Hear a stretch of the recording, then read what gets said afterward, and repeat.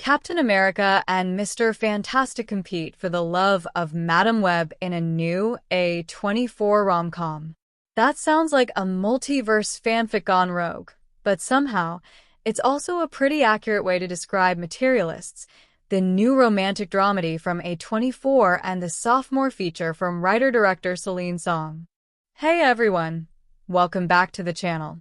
Today we're diving into Materialists, a film that tries to blend the glossy, old-school romantic comedy formula with deeper emotional introspection and just a pinch of existential dread. This is a follow-up to Song's critically acclaimed Past Lives, and while it doesn't quite reach those emotional highs, it does take some bold swings worth unpacking. Plot overview. The setup is familiar, but the execution isn't. Dakota Johnson plays Lucy, a professional matchmaker in New York who has a knack for setting up perfect couples, except when it comes to her own love life. Sound familiar? It should. It's a setup that could have walked out of a mid-2000s Kate Hudson movie. Things get complicated when Lucy starts seeing Harry, a suave, mega-wealthy private equity guy played by Pedro Pascal. She initially pegs him as client material, not boyfriend material, but sparks fly. At the same time, Lucy reconnects with her ex, Chris Evans, a down-on-his-luck actor with an aching heart and a grimy apartment shared with roommates. Yes, roommates. In his 30s. A rich, emotionally guarded businessman on one side and a broke dreamer who still carries a torch on the other. It's your classic rom-com triangle, but Celine Song is less interested in who gets the girl than in what each relationship reveals about identity, class, and the kind of love that actually sustains a person. Pedro Pascal. Prince Charming or just a guy in a nice suit? Let's talk about Pascal. The man is everywhere right now. The Last of Us, Fantastic Four, you name it. Here, he plays Harry with a kind of relaxed charm and world-weariness that's really compelling. He's a man who's had everything handed to him and now finds himself inexplicably drawn to someone who hasn't. Lucy challenges him. She's from a different world, emotionally, economically, philosophically, and that friction makes their connection believable. Pascal sells the character without falling into cliché. Harry isn't a snob, nor is he the villain in this triangle. He's not here to get dumped at the altar while Lucy runs back to John.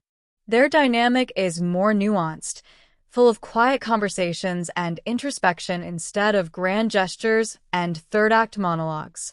Chris Evans, surprisingly relatable as the failing actor. Now, let's talk Chris Evans. At first glance, casting Captain America as a struggling actor sounds like a stretch. But Evans brings real vulnerability to John. He plays the guy who's still chasing a dream while the rest of the world has seemingly moved on. There's a tired optimism to him that feels authentic, a sense of someone who knows he's probably missed his window but can't quite give up. It's a quieter performance than we're used to from him, and honestly, it works. Dakota Johnson, the weak link? Then we come to Lucy, played by Dakota Johnson. And here's where Materialist stumbles a bit. Johnson has a cool, distant energy that works for some roles, but in this case it might be too cool. Lucy is supposed to be the emotional core of the movie, the one both men orbit around, but she often feels like a cipher. It's not a bad performance, but next to Pascal and Evans, who are both bringing a lot of texture to their roles, she doesn't quite shine. There are hints at deeper issues Lucy is grappling with: burnout, disconnection, uncertainty, but the film doesn't fully crack her open. That lack of emotional access hurts the final product.